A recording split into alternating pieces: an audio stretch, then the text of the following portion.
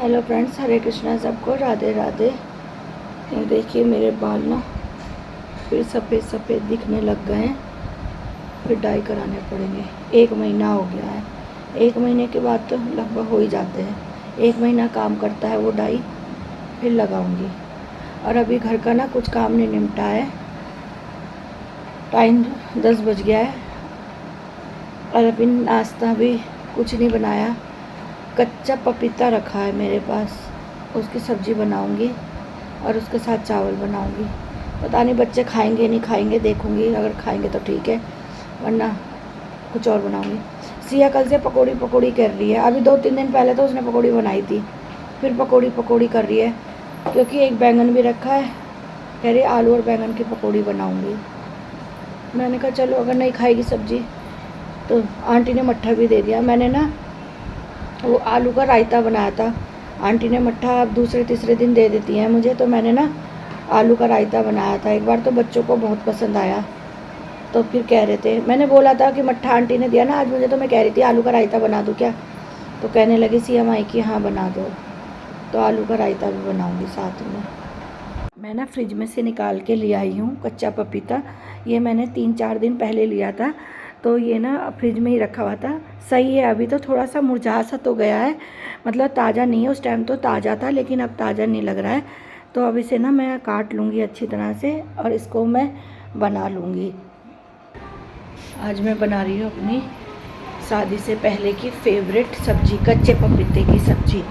मैंने शादी के बाद भी बनाई है 3-4 बार, लेकिन काफ़ी टाइम पहले बनाई थी, काफ़ी साल पहले बनाई थी, 6-7 साल पहले बनाई थी। और आज फिर बना रही हूँ। मैंने काट लिया है, अभी धोया नहीं है इसे। अभी मुझे इसे धोना है, अच्छी तरह से धो धा के बनाऊँगी।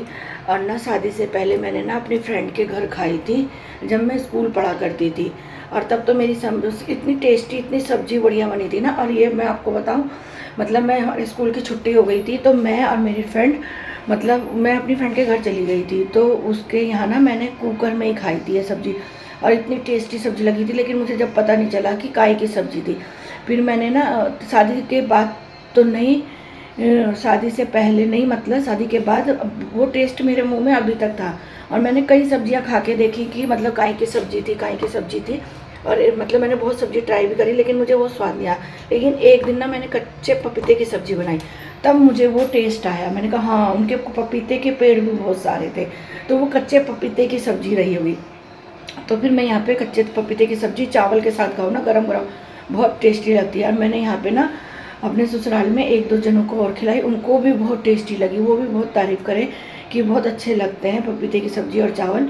तो आज मैं यही बनाने जा रही हूँ, कच्चे पपीते की सब्ज़ी और चावल। बहुत टेस्टी लगते हैं, आप लोग भी एक बार ज़रूर ट्राई करना।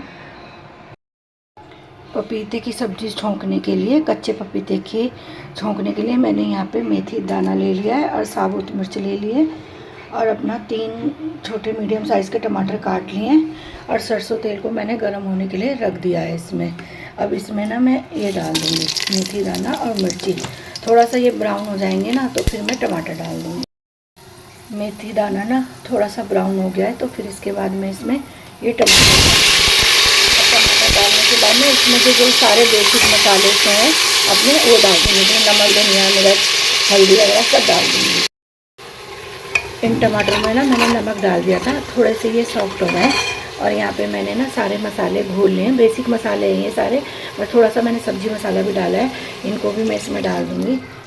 और अच्छी तरह से मसाले को भून लूँगी, जब तक तेल मतलब ऊपर नहीं आ जाएगा तब तक इनको मैं भून लूँगी। और फिर कच्चे पपीते की सब्ज़ी डाल दूँगी, थोड़ा सा पानी डाल दूँगी, और इसमें कम से कम 5-6 सीटी लगाऊँगी।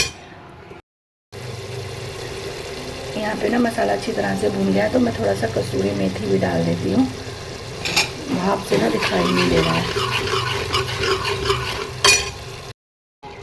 मैंने इसमें ना पपीता डाल दिया है। अब इनको ना मसाले के साथ अच्छी तरह मिक्स कर लूँगी और 1 कटोरी पानी डाल के इसको बंद कर दूँगी। और इसमें कम से कम 5-6 सीटी लगाऊँगी, फिर आपको मैं सब्ज़ी बनने के बाद दिखाऊँगी।